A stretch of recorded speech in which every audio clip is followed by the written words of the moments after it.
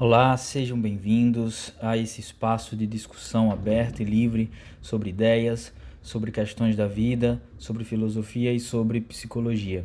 O Psicast no Sertão é um projeto que se inicia para dar espaço às pessoas que de alguma forma experimentaram ou experimentam um sofrimento psicológico ou alguma questão e que conseguiram vencer o medo e trazer isso para a discussão para que mais pessoas possam se identificar e terem a sensação de que elas não estão sozinhas. Também é um espaço para profissionais da área de saúde mental como um todo virem trazer suas contribuições e suas visões sobre como é o cuidado, como é a produção de saúde mental e como nós devemos agir para ter uma mente mais rica, mais pacífica, mais cheia de virtudes. Esse é um espaço, sobretudo, de construção de conhecimento sobre nós mesmos, para que a gente consiga entender que, no fundo, os nossos sofrimentos não são tão diferentes e que temos muito mais a construir e evoluir se estivermos juntos, uns ajudando aos outros, do que uns julgando aos outros. Então esse é um espaço de acolhimento, esse é um espaço de aceitação, esse é um espaço de construção de uma nova forma de entender os problemas psicológicos, de entender a saúde mental. Sejam bem-vindos, espero que vocês gostem de todos os conteúdos que serão produzidos a partir de aqui.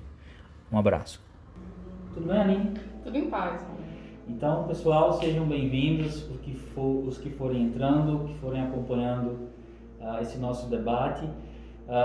Isso que começa hoje é um novo projeto de podcast que, na verdade, eu já venho desejando pôr em marcha há bastante tempo para discutir coisas de psicologia, coisas também da filosofia, mas, sobretudo, coisas da psicologia e da filosofia que se encaixem no dia a dia, que se encaixem na concretude dos nossos problemas, né? Porque todo mundo tem muitos.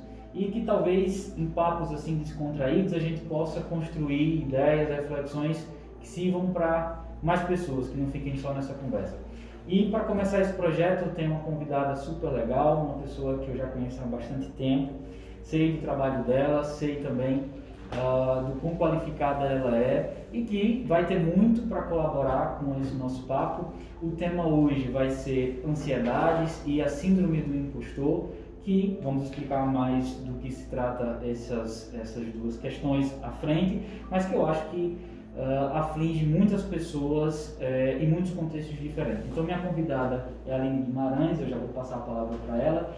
Aline, se apresenta aí, diga quem você é, de onde você vem, né? Fala um pouquinho de como foi receber esse convite, se você assim, pensou muito, aceitou de cara, enfim. Tá.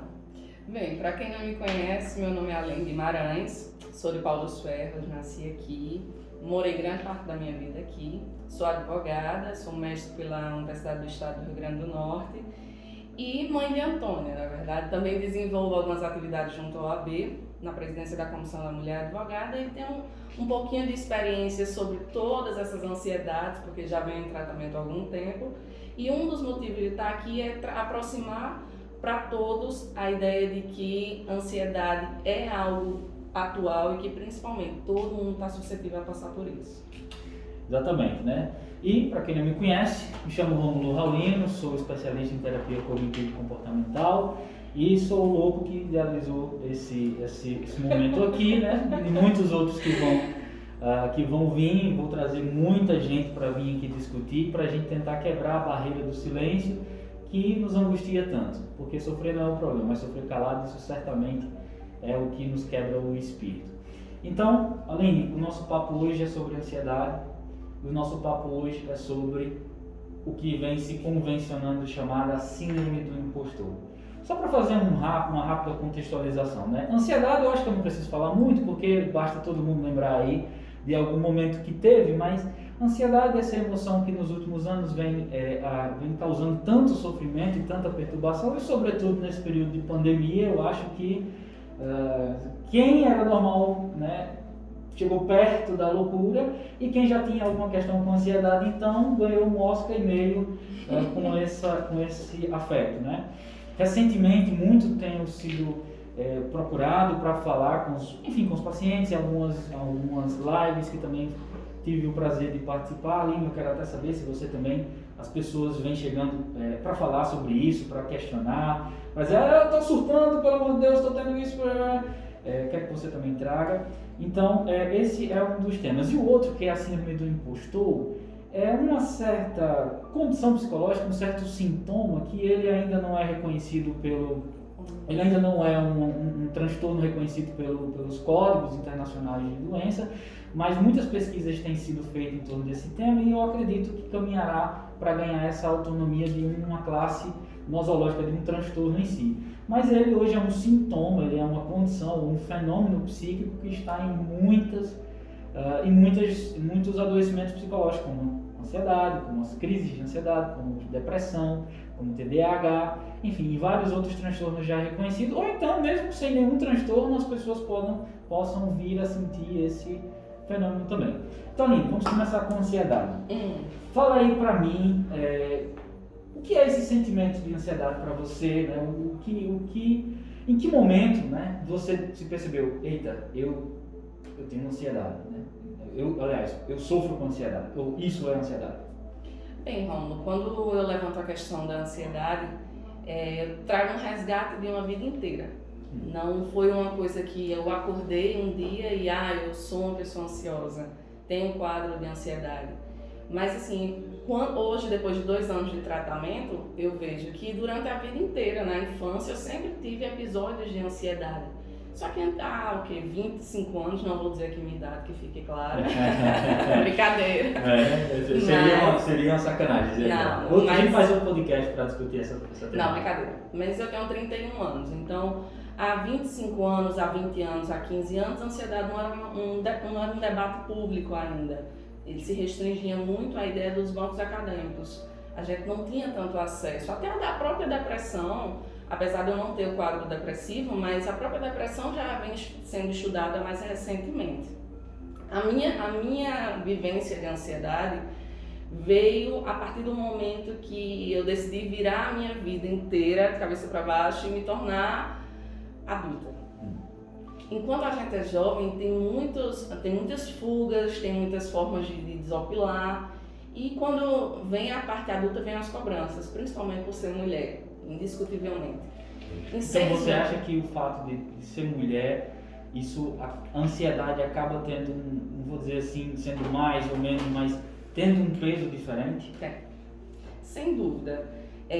Nós temos uma cobrança cultural muito forte. Primeiro, porque são anos de visões machistas que estão sendo quebradas nesse momento. Segundo, por questões hormonais. O parto em si é uma ruptura muito grande de vivência. É um novo quadro que, mesmo o pai ou outras pessoas como rede de apoio, é um encargo muito alto para a mulher. Uma carga muito alta. É o ápice do amor. Entretanto, é o ápice também do desgaste, do cansaço, e se torna, assim, isso é um tabu para conversar, porque infelizmente até você dizer que ser mãe também demanda muito trabalho, é tido hoje como você ama pouco seu filho. E hoje as atividades feministas buscam justamente humanizar. Não, é um esforço psicológico muito grande, não por menos. Tem um estado puerperal que às vezes torna depressão pós-parto e tantas outras coisas. E sem falar, né, que é uma invasão muito grande do corpo da mulher, uma invasão muito grande. É meio que naquele período a mulher ela se torna um dado público da família para ser, enfim, para receber vários discursos, para receber várias críticas, elogios. Todo mundo se sente no direito para dizer o que você tem que comer, o que você não tem que comer, o que você tem que fazer, como se você simplesmente desaparecesse. E isso, eu acredito que, não sei, quero até que você diga, causa muita ansiedade e muita tristeza, sobretudo com todas as modificações no corpo, né? Eu sempre falo, principalmente quando eu tenho alguma amiga próxima, colegas que vão ser mãe, eu sempre digo, o primeiro mês vai passar. Porque esse primeiro mês é uma mudança de vida tão radical e são cobranças sociais tão grandes. Se você amamenta, se você vai dar a comida, se o menino está dormindo direito, se você já emagreceu. Se o menino está vivo, né? Se o menino está vivo. Olhar se o menino está vivo. Se você emagreceu. Rômulo, a gente tem cobrança de corpo pós-parto. As pessoas cobram para saber se a gente está usando cinta. Você é cirurgiada normalmente. Isso é muito forte. E a ideia era a solidão. A partir do momento que você vira mãe, você fica em casa no seu resguardo de 6 meses, mas infelizmente a legislação só dá 20 dias ao seu marido. Então, normalmente ele volta a trabalhar, todo mundo tem suas rotinas, você vai ter que ser mãe, e é uma coisa, principalmente para a primeira viagem, que não tem preparo. Em que pede as brincadeiras de mulher ser sempre de mãe, de casinha, mas é uma realidade completamente diferente. E que ninguém está preparado sozinho. Ninguém está preparado. E a depender da sua profissão, hoje, por exemplo, eu sou advogada, hoje a gente tem uma lei que abarca um pouquinho, que é a lei Júlia Matos, que abarca a maternidade. Entretanto, os prazos estão rolando, as audiências a gente consegue adiar, mas uma hora vai chegar. E imagine você ter que dar conta da sua vida e de mais um novo ser, que é o amor da sua vida. E que você quer que total responsabilidade. Então, assim, é uma questão de vida quando você tem o primeiro filho, é uma questão de vida quando você está na sua profissão, que a advocacia fala por mim, obviamente, minhas experiências. A advocacia ainda é uma profissão vista como masculina, recebi diversos preconceitos, inclusive até desafetos por querer impor minha palavra e alguns advogados não aceitar. Já recebi até grito, inclusive confesso que na hora não deu vontade de gritar mais para ignorante, a gente só despende em indiferença. A gente dá o beijinho e um abraço, né? A gente resolve no processo. É. Mas o fato de ser mulher, por si só, já é uma demanda muito grande. Tem tantas questões sociais, de reconhecimento, de identidade, de luta, de você querer ser profissional, das suas opções. E isso, por si só, já traz muita ansiedade. E hoje, quando eu tenho, no meu ciclo de amizade, eu tenho muitos homens, mas confesso que a grande maioria de mulheres, de pessoas que se queixam por ansiedade, por síndrome do impostor, por qualquer que seja, são mulheres. E eu preciso também dizer, né, que 80 ou 83% das pessoas que procuram terapia são mulheres. E quase sempre é depressão com ansiedade. Quase sempre é depressão com ansiedade. E isso é um dado estatístico que não é limitado aqui, mas a gente vê que esse dado se repete ao longo do Brasil, do mundo, não é? Porque de certa forma é uma carga muito maior, eu diria até uma carga emocional muito maior, né? A maternidade para a mulher do que é para o homem, com certeza. Inclusive, é uma coisa que se discute muito nas lutas feministas, a ideia de a gente assumir novos espaços, porém não dividir os antigos.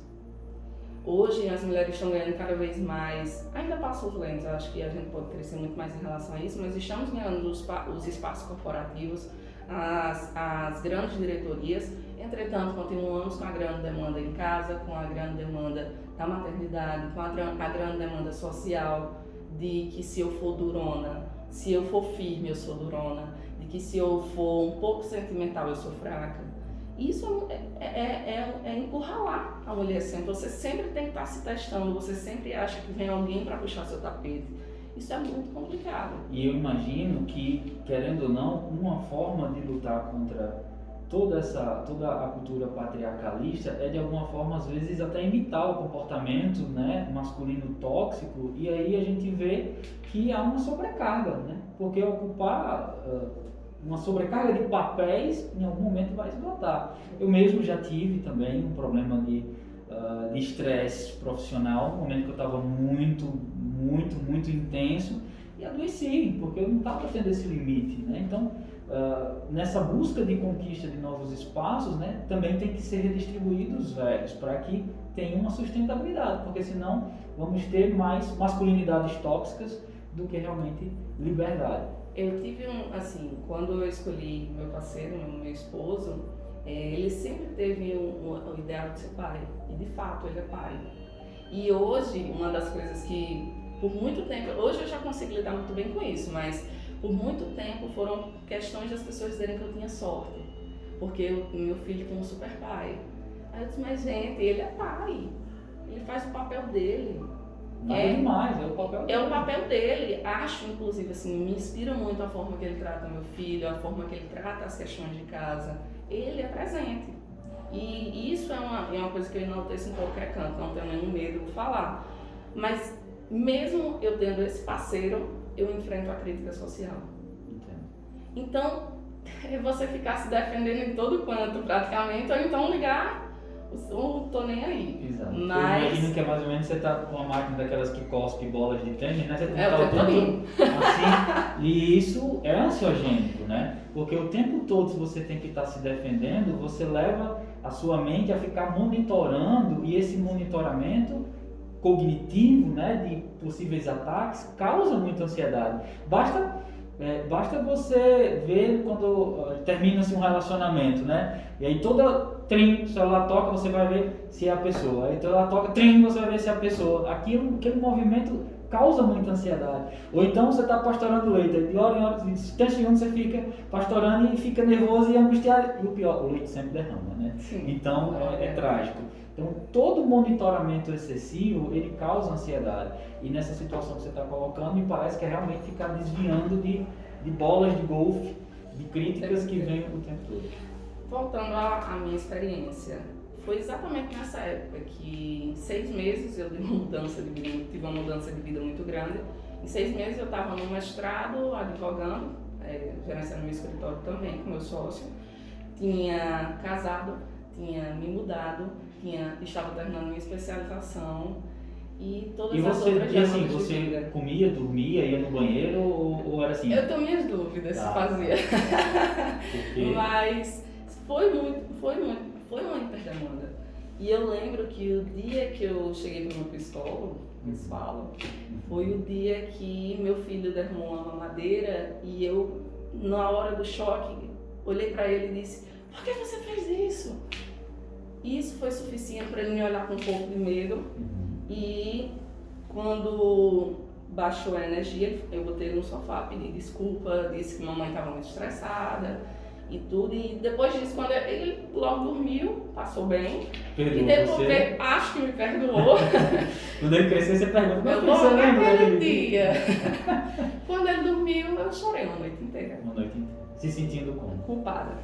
Totalmente culpada por não ser uma boa mãe, por ter que ter mais paciência, por não estar dando conta da casa, da arrumação da casa, da supervisão, porque de fato eu sempre tive uma pessoa que me ajudava. E mesmo você tendo esse desempenho, eu vou dizer, de extrema alta performance, você se sentia fracassando, era isso? Sempre.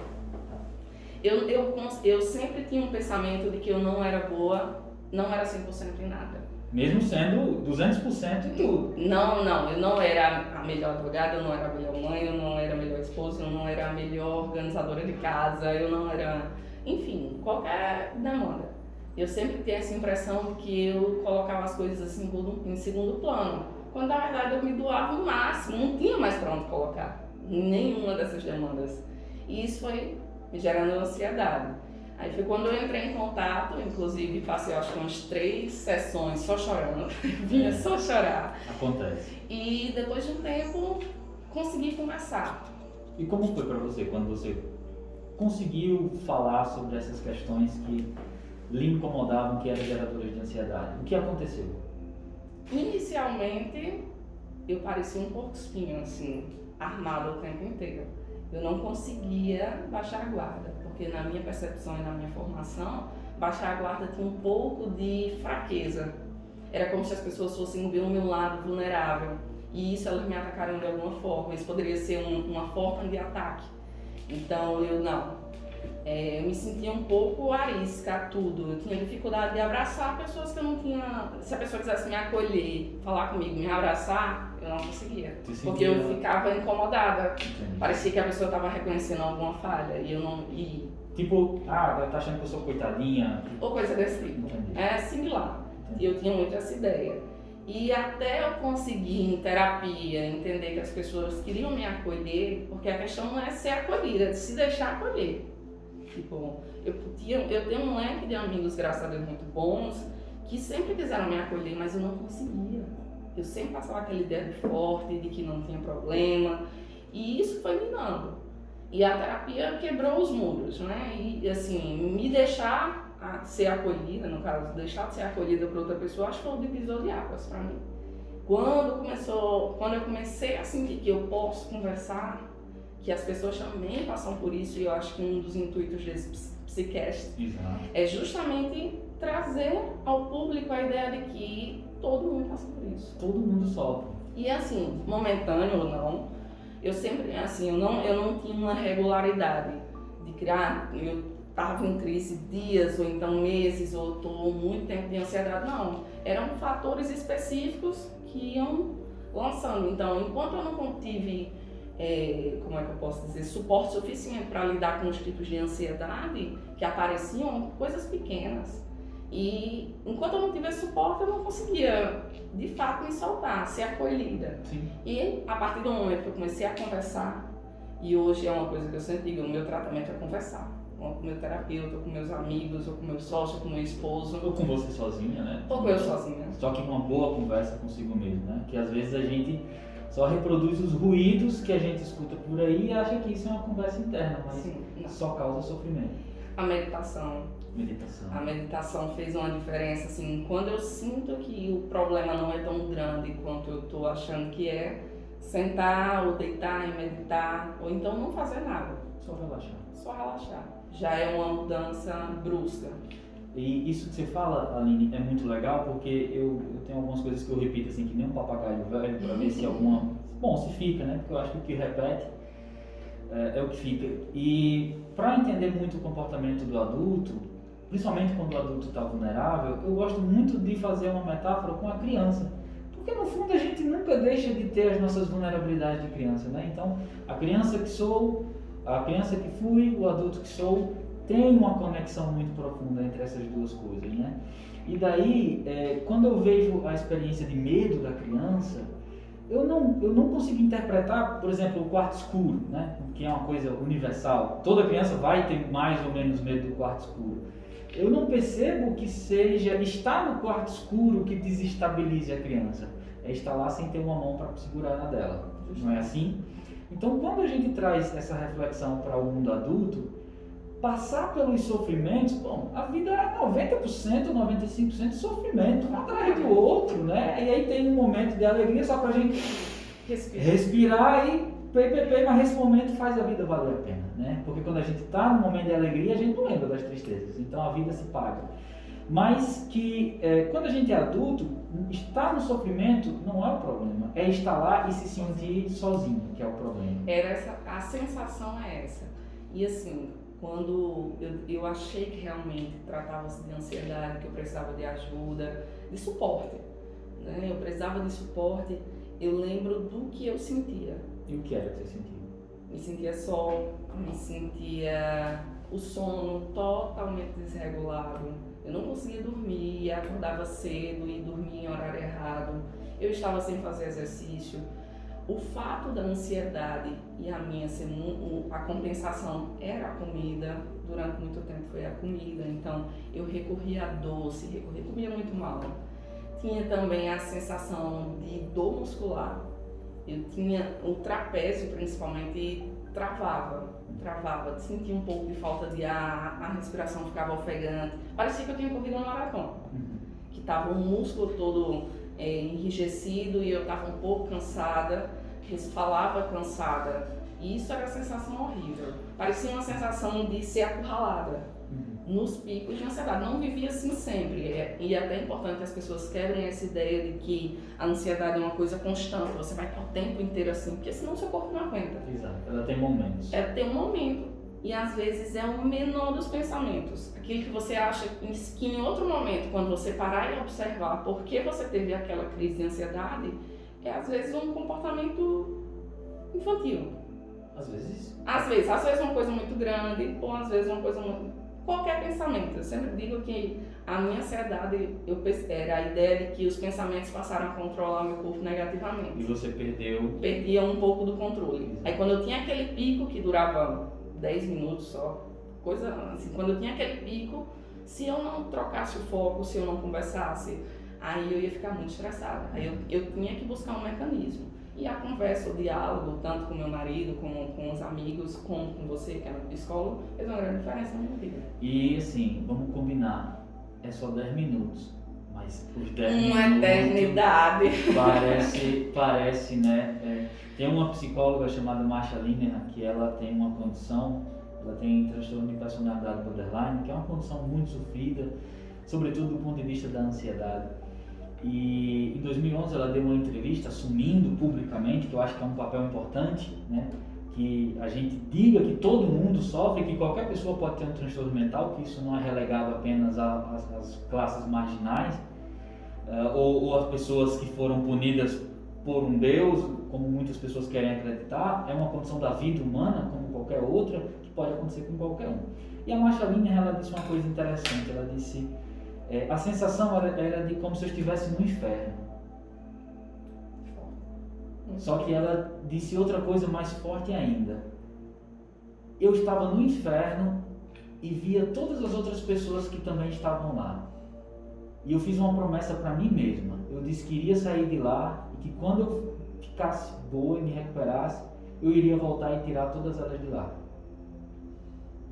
Seja anedota ou não, ela cria uma abordagem inteira que hoje traz paz de espírito para as pessoas que sofrem da mesma condição dela. Então, de fato, ela vivenciou o inferno e ela teve uma escolha: ficar lá, procurar ajuda ou transformá-lo e fazer disso uma catapulta para ajudar as outras pessoas a também saírem desse inferno que às vezes a gente de fato sente, né? Então, eu acho muito bonito essa parte da biografia dela. Mas, Aline, falando de biografia, a ansiedade assim brotou 2 anos atrás, ou ela desde quando você era criança já era uma coisa? Porque algumas pessoas têm isso, né? Diz, não, eu sempre fui, nunca tive isso, apareceu semana passada, não sei o que está acontecendo com a minha vida. E isso é uma coisa que eu também acho estranho, né? Porque é um sofrimento tão grande aparecer do dia para a noite, não é? Só a Mega Sena, né? Para ser assim, tanta mudança. E veja o quão raro é. Então, essa ansiedade você nota hoje que ela sempre esteve qualitativa e quantitativamente diferente, ou ela apareceu mesmo 2, 3 anos atrás? Não, ela sempre teve. No fundo, eu acho que eu sempre tive um pouco de ansiedade. Só que quando a gente é criança, eu tinha muitas fugas. Tanto que hoje eu atribuo o esporte, o voleibol principalmente, um grande encargo de afetivo. Porque, de fato, eu acho que aquele espaço era onde eu gastava energia, era onde eu tinha meu ciclo de amizade, era onde eu tinha disciplina. Então isso me ajudava a lidar. Mas eu sempre tive uma apresentação que eu levava muito mais a sério do que precisava, um comentário que a gente traz da vida inteira, tantas outras coisas. Você falou do quarto escuro, e eu lembro muito que na minha casa era de vidro. O meu quarto era de vidro, as janelas tudo. Todas. E eu lembro de eu ficar olhando até adormecer e ficar olhando as árvores se mexendo. E assim, na época, era só porque eu tinha medo da imagem da árvore, mas hoje eu fico pensando o quanto eu deixei de dormir na minha infância olhando aquela árvore. Com medo. E assim, meus pais deram um suporte muito grande pra gente, são 4 filhos, eu tive um suporte muito grande deles, principalmente de formação, de moral, de ética, de tudo, de formação educacional. Só que as demandas que meus pais tiveram na infância dele eram outras, então eles estavam preocupados em formar a gente. As questões emocionais sempre foram uma coisa, tinha um afeto, tinha atenção, tinha a conversa, mas a gente, no geral, não só minha família tem uma convicção disso, no geral nós não temos educação emocional. Ainda hoje não temos, né? E eu venho fazendo essa reflexão de que ao longo das gerações, cada geração foca em atender um conjunto de necessidades, né? Nossos avós era sobrevivência, né? Era ter o alimento, era garantir que os filhos iam ter o básico. Já os nossos pais era a estabilidade, né? Tinha o alimento, mas tem que ter uma certa estabilidade, tem que ter uma certa estabilidade patrimonial para garantir. E aí realmente eu acho que essa geração de agora, a gente está correndo atrás dessa saúde emocional que ficou negligenciada por tanto tempo, né? E a gente sente isso na prática. E é uma grande questão que eu enxergo, que ainda existe muito preconceito. Eu mesmo, quando decidi procurar ajuda, decidi porque cheguei ao meu esgotamento. Assim, eu disse, não, eu acho que eu preciso, não está dando. Estou muito estressada, não estou dormindo direito, preciso. Só que as pessoas ainda não têm. Acham que conseguem mudar a situação sozinhas. Mas se você chegou àquele ponto, você precisa de ajuda profissional. E quebrar esse paradigma de que psiquiatra e psicólogo são apenas para pessoas com grandes doenças mentais é o primeiro ponto. Nós temos que conversar sobre ansiedade todos os dias, até o dia que as pessoas achem normal. Elas encarem isso com uma normalidade, como uma doença de quem tem uma gripe. Porque apesar de não ser tão simples e passar em uma semana um tratamento de gripe, que nem tem, na verdade, você só cuida de sintomas, mas apesar de não ser tão curto, mas é uma coisa presente. Exato. Volta e meia alguém tem uma crise de ansiedade. Eu acho que todo mundo já teve uma na vida. E o que acontece quase sempre é que as pessoas que também têm as suas se incomodam e ao ponto de deixá-la lá sozinha se remoendo nas suas ansiedades. Exatamente. Porque eles mesmos não conseguem quebrar. Exato. E aí cria-se uma cultura de que em vez de a gente estar se aproximando para resolver o problema, a gente se julga. Ó, fulaninho teve um ataque, teve um piti. Sendo que quem nunca teve um piti, pelo amor de Deus, não viveu a vida direito, né? Não. Porque eu tenho assim, não precisa ser que nem eu tenho um por semana, né? Mas um momento de dificuldade na vida em que você simplesmente surta, todo mundo normal já deve ter tido. É tanto bom que eu lembro, quando eu comecei a fazer terapia, eu sempre gostava de dizer às pessoas que eu estava fazendo terapia. Porque às vezes é uma forma até de quebrar aquele gelo. É um posicionamento político, na verdade. Justo. E eu sempre dizia isso, não, faço terapia, e as pessoas perguntavam, você tá com alguma coisa? Aí eu, como assim eu tô com alguma coisa? Disse, não, você tem alguma coisa? Eu disse, não, eu tenho ansiedade. Ela, então vai só pra conversar, né? Aí eu disse, não, gente, é um tratamento. Dá vontade de dizer assim, não, vem aqui, senta aqui que eu vou te explicar, né? Você não entendeu, né? E engraçado, depois de um tempo de terapia, a gente começa a observar as pessoas. E as pessoas que falavam isso pra mim no início são as pessoas que eu observo que precisariam de terapia. São as que precisam mais, né? Como dizia aquele velho ditado, né? Toda falta, toda negação muito grande esconde um pote de alguma coisa que precisa ser aberta, uma caixa de Pandora, né?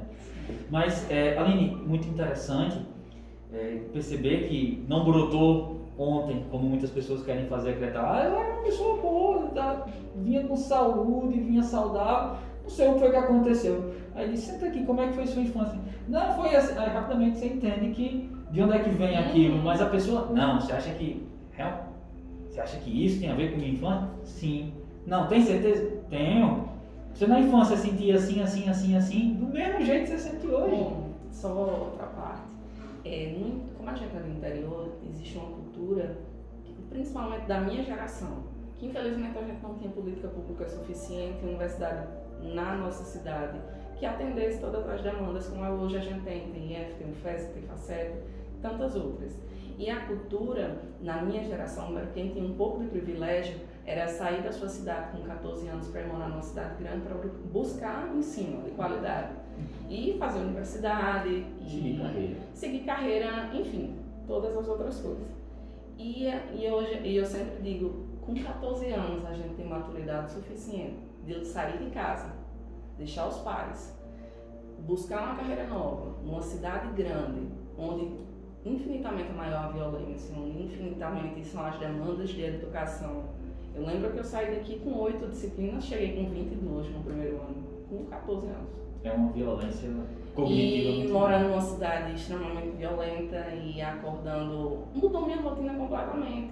Era uma coisa que eu almejava porque, de fato, a ideia de progressão é muito forte, principalmente na minha cultura educacional. Meus pais saíram do sítio e cresceram pela educação, pelo ensino, pela formação. Mas para mim era uma coisa que eu almejava porque eu me inspirava neles. Só que hoje eu analiso, será que com 14 anos eu tinha a maturidade de sair? Tipo, hoje com meu filho, eu digo direto, Santo Antônio só vai na universidade. Ele vai ficar aqui, já temos o IF, já temos as escolas particulares e as públicas também de Porto Velho, tem uma qualidade muito melhor, os profissionais de educação são bem mais qualificados. Então assim, ele só vai sair quando ele realmente tiver um pouco mais de maturidade, porque com 14 anos é uma ruptura muito grande. Com 14 anos a gente tá afim de, sei lá, jogar bola e... Eu queria jogar vôlei. Jogar vôlei, né? Ou videogame. Ou ir tomar um sorvete com os amigos e falar sobre besteiras. Não já ter que ter essa carga de ser adulto, porque parece que você foi obrigado a ser adulta. Né? E eu lembro, hoje, quando eu analiso a minha adolescência, no caso, meus 14 anos, eu vi a minha maturidade diante dos meus amigos que eram da cidade e moravam com os pais. O quanto eu sentia saudade, o quanto eu sonhava, tinha pesadelo, tá entendendo? Você sente que aumentou ali a ansiedade? É tanto que o reflexo foi meu peso. A comida sempre foi minha compensação, então quando eu saí de casa, eu queria suprir as necessidades. A saudade, a angústia, o medo de estar longe, com comida. Engordei muito. É tanto que quando eu voltei para casa, porque eu fiz uma universidade na UFCG em Souza, quando eu voltei para casa, foi natural. Entrei um pouco, saí um pouco daquela zona meio tensa da minha vida e entrei num conforto novamente e voltei a comer normal, voltei a fazer atividade física, voltei a estudar. É tanto que eu tinha uma demanda muito grande, viajava, mas mesmo assim estabilizei. E eu só vim ter realmente uma ideia de ansiedade já depois da nova mudança, que foi a mudança de jovem para adulto. Então você poderia escrever um livro, né? Ansiedade e Eu. Né? Ansiedade e Eu tenho um bocado de coisa. Tem um bocado de capítulo, né? Aline, então me diga, qual foi o seu pior momento com a ansiedade?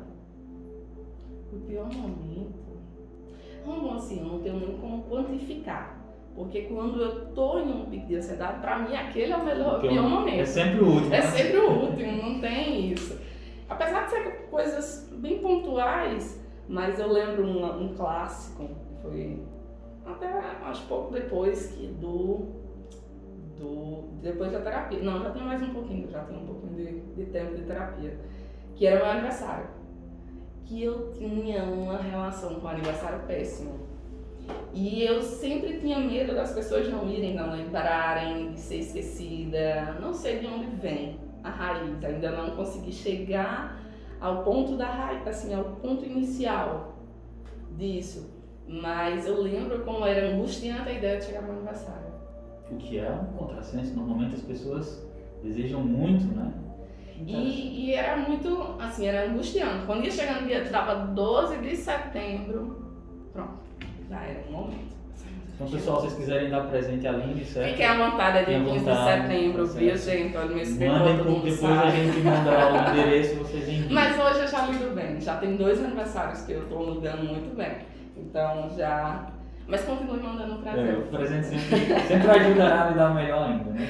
Mas eu acho que essa do aniversário, até porque hoje eu observo como era pequeno, como a situação era uma coisa que para qualquer outra pessoa que eu falasse, todo mundo ia olhar e dizer, Aline, como pode? Mas é isso que eu venho também, é uma dessas coisas que eu sempre repito como um papagaio velho. As pequenas coisas não são pequenas. Não.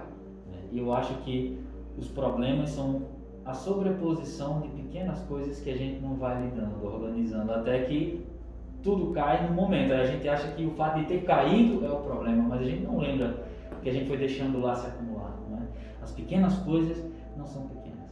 Agora, Aline, fica claro até aqui que você já tem uma experiência muito intensa com a ansiedade e de muito tempo. E baseado na minha teoria de sujeito, tudo aquilo que a gente se relaciona, a gente tende a aprender a se relacionar de um jeito ou de outro, com mais ou menos consciência. E aí eu lhe perguntaria, o que de bom a ansiedade trouxe? Porque tem muito isso, né? As pessoas associam a ansiedade somente a uma coisa negativa, mas é preciso lembrar que a ansiedade é um sentimento que, como todo sentimento, serve à vida. Nos ajuda a viver se for na quantidade e da qualidade correta. Agora, claro, a diferença entre o remédio e o veneno é só a dose. Quando a coisa sai muito do controle, começa a nos adoecer. Mas, para também fazer o advogado do diabo, né, e defender a ansiedade, o que você percebe que a ansiedade trouxe de bom para a sua vida? Se você não tivesse experimentado ela com essas intensidades em tantos momentos, hoje você não teria, não seria? Eu acho que controle de mim. De você. Esse é um ponto importante, porque as pessoas querem controlar o mundo. Não, controle de mim. De entender o meu limite, de entender que eu tenho muita disciplina, de entender que a rotina que eu levava influenciava muito a minha ansiedade. principalmente por não estar me alimentando bem, por não estar praticando exercício, por não dormir bem, não cultivar bons hábitos. Eu sempre gostei de ler.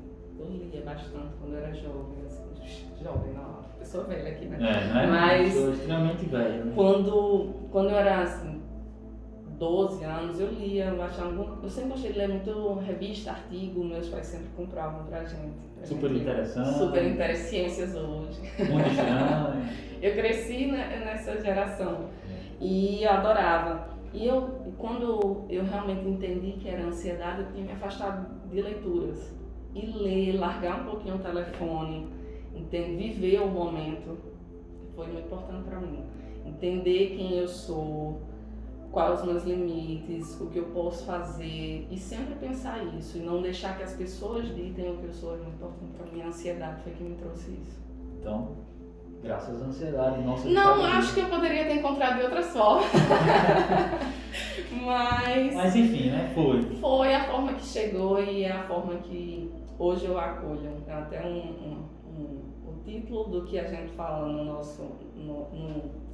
aplicativo de meditação, acolha a ansiedade, porque ela faz parte de você. Ela é você, uma parte sua, né? E eu acho que você já trouxe até algumas questões sobre essa síndrome do impostor, eu queria que a gente falasse um pouquinho, né? Que é esse sentimento de que, apesar de eu estar tendo uma performance, apesar de eu estar conseguindo alcançar bons resultados, de ver as pessoas contando isso para mim, apesar de eu estar crescendo, eu me sinto uma farsa, é como se eu me sentisse que eu não sou merecedor daquilo, que foi sorte, que foi acaso, que foi alguma outra coisa que não dependesse de mim. E aí eu me sentiria enganando as pessoas por estar tendo sucesso, por estar avançando, né? Tem pessoas que são mais vulneráveis a isso, né? Sabidamente as pesquisas mostram que acadêmicos, né, quem está fazendo mestrado, doutorado, porque é um universo muito competitivo, né? Mas pessoas que trabalham com alta performance, que têm o seu comportamento julgado o tempo todo, como atletas, como cantores, hoje as pessoas que trabalham com mídias e que têm aí nos likes e nos dislikes a sua aprovação. Então tudo isso leva a uma condição ambiental favorável ao surgimento de uma síndrome do impostor. O fato de ser mulher, né, eu já atendi várias mulheres que trazem essa demanda, né, em função dos desequilíbrios que existem nas oportunidades e da cultura, que sempre impõe muito mais dificuldades. Então, essa síndrome do impostor, essa fantasia de que eu não mereço o que eu estou conseguindo, eu definiria assim. Uma fantasia de que eu não mereço realmente as coisas boas que eu estou conseguindo, que eu estou fazendo, que eu estou produzindo, como se eu fosse uma farsa e todo mundo em algum momento fosse descobrir e eu fosse ficar com a cara no chão. Então eu definiria assim, Aline, e eu queria saber o que você pensa sobre isso, se você já conversou com as pessoas, se percebe que algumas pessoas também têm esse fenômeno, enfim. Eu já conheço, assim, eu lembro que quando começou a se conversar sobre síndrome do impostor, muito antes, acho que uns 4, 5 anos atrás, eu conversava isso com minhas amigas. Elas diziam que tinham a mesma sensação às vezes. Aí, quando eu trago para minha experiência, é muito interessante, porque assim, eu sempre tive uma condição de privilégio. Meus pais tinham emprego, eu tinha condição de estudar e eu vivi para estudar.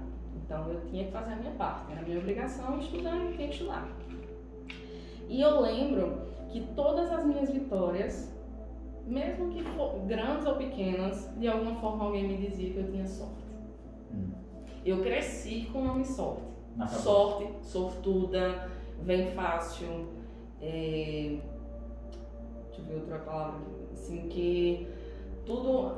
Eu nasci virada pra lua.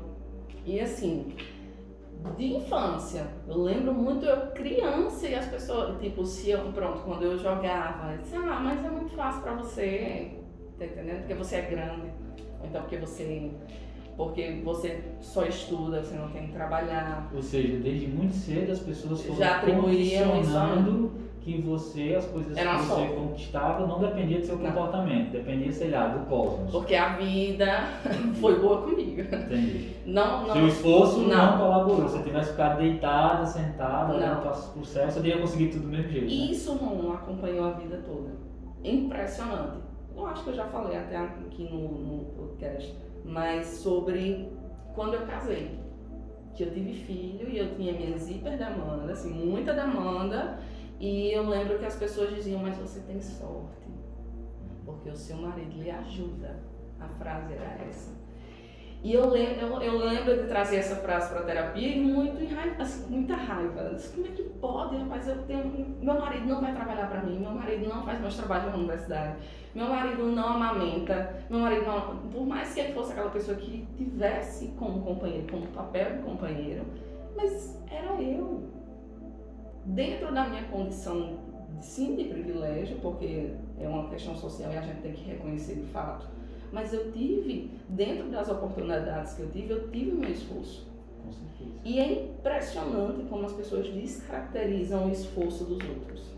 Isso é algo importante, né? A teoria é que as pessoas que sofrem e negam seu sofrimento, elas têm a necessidade de estar derrubando as outras para o mesmo patamar, para elas não se sentirem sozinhas. E elas fazem isso de forma tão inconsciente que elas não percebem. Não. E às vezes a gente, ingênuos, se permite cair. É uma vida, é uma cultura. É muito difícil você quebrar uma cultura. E você tá ali o tempo inteiro sendo minado com esses tipos de posicionamento. Que eu lembro, inclusive, quando o Antônio era novinho, Antônio recém-nascido, ele dormia.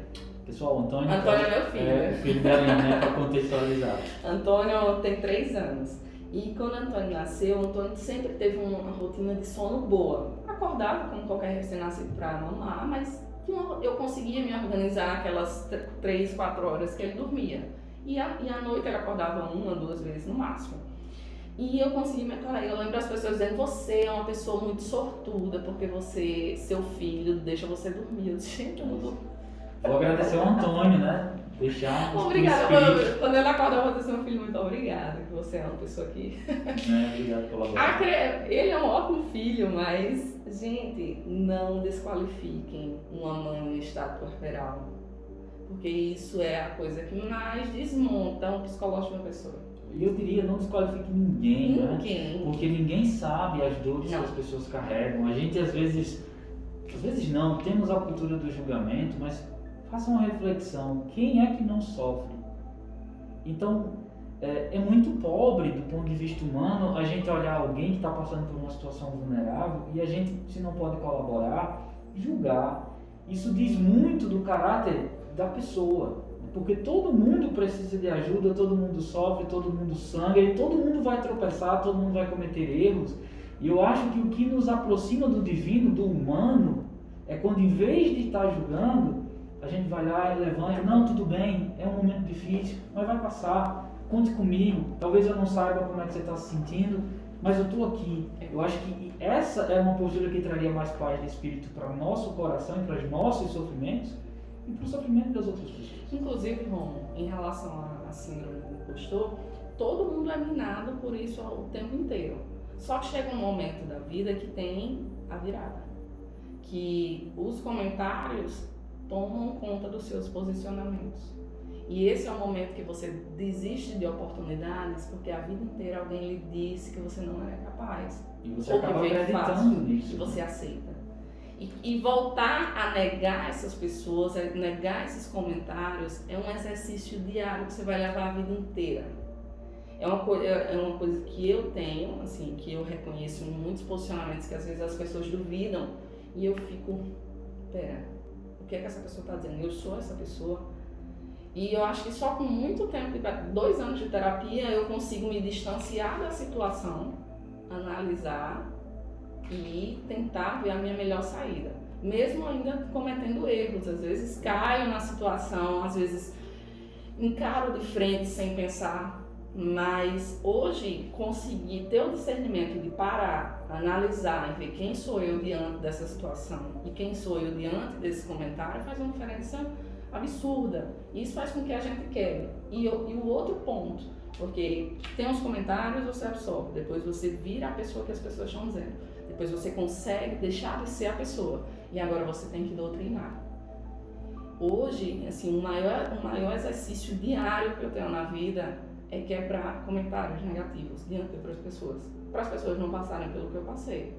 de estresse, de desacreditar. Por exemplo, quando eu vejo uma pessoa falando assim, na frente, criticando, aí eu já intervenho. Isso parece uma chata. Com certeza as pessoas que criticaram devem me achar assim, que mulher chata. Que É chata, não posso nem criticar. Nossa, e não posso ela, falar nada que ela tá concordar aqui. comigo, né? Não, mas Não assumir essa postura pra mim. Não validar a crítica. Não assumir essa postura pra mim. Posso deixar passar ainda muita coisa despercebida, porque afinal de contas, só quem recebe a crítica e quem entende, às vezes a gente nem considera uma crítica, mas pra pessoa naquele momento talvez seja. Então, o que eu consigo visualizar, eu intervenho. E tem sempre que quando a gente recebe uma crítica que é construtiva, não é? Que toda crítica deveria ser, a gente tem que se sentir acolhido. Porque se eu faço uma crítica, eu tenho que ter a responsabilidade afetiva de acolher aquela pessoa, porque primeiro, se eu precisei criticá-la, ela está vulnerável. Segundo, se ela está vulnerável, eu não posso só despejar um monte de informação, porque ela está vulnerável. Então, é a responsabilidade dos criticadores ter esse cuidado na hora de tecer sua crítica. A crítica em si não é o problema, é a forma, é o propósito, e que muita gente utiliza essa pretensa, estou te criticando para te ajudar, como um ataque velado sem propósito nenhum. Falar que não é melhor você escutar uma verdade. Gente, não. Tem hora para escutar a verdade e tem que falar. A verdade tem que ser dita, mas a verdade tem que ser dita da forma correta. E no momento certo. Porque às vezes a gente não está preparado. Não. Aline, a gente já está se aproximando do nosso horário, né? E para finalizar, eu quero fazer a pergunta, eu acho que mais difícil. Todas essas outras foram fáceis, mas essa você abre seu coração. Certo. Então, Aline, depois de tudo que você me contou, de todas as suas experiências com ansiedade, que eu acho que são suas, são minhas, são de todos nós, um pouquinho de cada um dos que estão escutando, me fala aí, quem é você? Faça uma pergunta mais simples, Ron. Você sabe que eu não posso, a gente tem que fechar. Falar o que eu vou almoçar hoje. Não, a gente tem que fechar com chave de ouro. Então, Aline, depois de tudo isso, quem é você? Eu sou a Aline. Só. E cada pessoa tem de mim um pouco diferente. Eu tento manter minha essência, mas todo mundo tem um pouquinho de uma Aline diferente. Por já entender as demandas que as pessoas também precisam e principalmente do que eu estou disposto a ofertá-las. Hoje eu me considero uma pessoa segura dentro das minhas limitações. Eu me considero uma pessoa que já caminhou muito, que pesa a idade, que pesa ainda ter que viver muitas outras experiências para ganhar maturidade. E principalmente, eu sou uma pessoa que está para aprender. E quero levar isso sempre na minha vida. E quem tiver, meus amigos principalmente, que observarem alguma coisa que não seja dessa conduta que hoje eu me prontifico a ter, por favor me falem para eu ser cada dia melhor. Agora saibam a hora e como criticar, né? Pelo Porque senão já sabe, vai levar uma cortada, né? Então é isso. Aline, gratidão demais, obrigado por ter vindo compartilhar seu imenso conhecimento, por ter tido coragem de abrir seu coração. E eu acho que todo mundo é um pouco de Aline, todo mundo é um pouco das suas histórias, porque não somos tão diferentes assim uns dos outros. Eu acho que o que temos de parecido é muito maior e mais profundo do que o que temos de diferente, né? E no rumo do desenvolvimento humano, a gente caminha para uma direção única, porque o ideal de humano só pode ser um ideal onde todo mundo ofereça o melhor de si para que os outros também possam fazer a mesma coisa. Porque quem é que quer viver no mundo onde todo mundo sofre? Seria mais plausível a gente ajudar as pessoas a se levantarem para que a gente vivesse num mundo onde todos estão de pé, olhando um para o outro com lucidez e com o braço estendido, porque sabemos em algum momento, não é se, vamos cair. E se tivermos a cultura dos braços estendidos, talvez a queda não doa tanto. Talvez a queda seja até um processo de aproximação, não de afastamento. Então, muito obrigado pela presença, por tudo. E obrigado a todo mundo que escutou. Esse é o primeiro episódio do projeto. Teremos vários outros convidados, muitos profissionais, muitas pessoas bacanas que vão vir compartilhar aqui suas histórias e vamos ensinar um pouquinho do que é esse espetáculo misterioso que nós chamamos de vida, né? Então, pessoal, obrigado. Desejo a vocês uma excelente semana e até o próximo.